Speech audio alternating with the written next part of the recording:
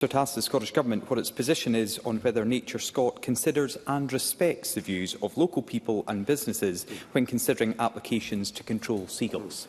Minister.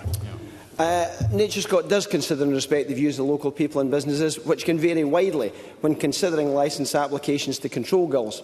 However, Nature Scott can only issue a licence in accordance with the law. Now, I recently met with stakeholders to discuss how we can minimise gull impacts, which concluded that further actions will be taken this year by Nature Scott to deal with the immediate problem. I have also agreed to chair a summit later this year which will bring together key partners to put measures in place on how to prevent these issues from arising again next year. Douglas Ross. Sorry, Minister. Nature Scott do not respect the views of local people and businesses. They ignore the views of local people and businesses. And on Monday, I received a response to a Freedom of Information request asking for the most common reason that licence applications for gull management are refused. And Nature Scott say it is because the applicant doesn't demonstrate that gulls are posing a risk to public health or safety. That is utter rubbish, because I know the people who are putting in these applications and they are at the end of their tether. These birds are causing significant worry, they are physically damaging individuals and they are putting people off going into certain businesses because of their behaviour. So will the Minister finally get a grip of Nature Scott and tell them to start actually delivering for these communities by approving these licences so we can get some control over gulls in our areas? Minister.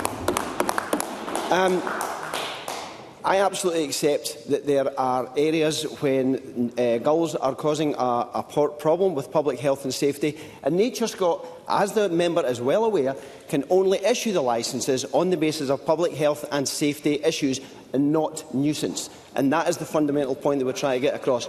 Now, if the members want to listen, I've told them on a number of occasions that what I am prepared to do is intervene when there is an area that needs to be looked at right away, and then I am going to have this summit next year to discuss how we.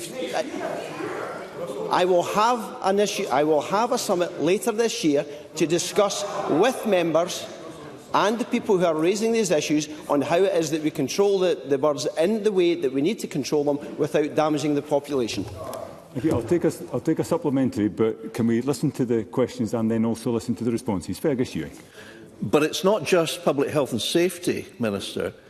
I've repeatedly warned the Scottish Government in this chamber that serious injury or fatality could arise from massive gulls swooping down on elderly and infants, even the consumption of seagull fishes causing horrific disease.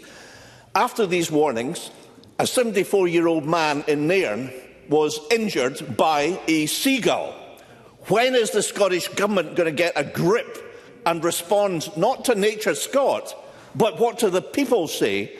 And at the summit, will it be open to the public, press, MSPs, and with presentations by bids and co-designed by bids? They're the ones that have to sort out the mess, Minister. Minister.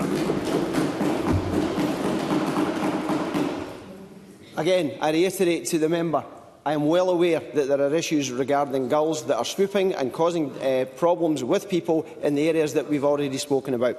It is why I made sure that there were licences issued earlier in this year, and it is why we are holding the summit to ensure that we can take measures to protect.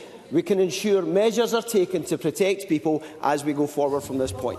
Thank you, Minister. Could I please ask members to resist the temptation to shout out while the ministers are seeking to respond? That concludes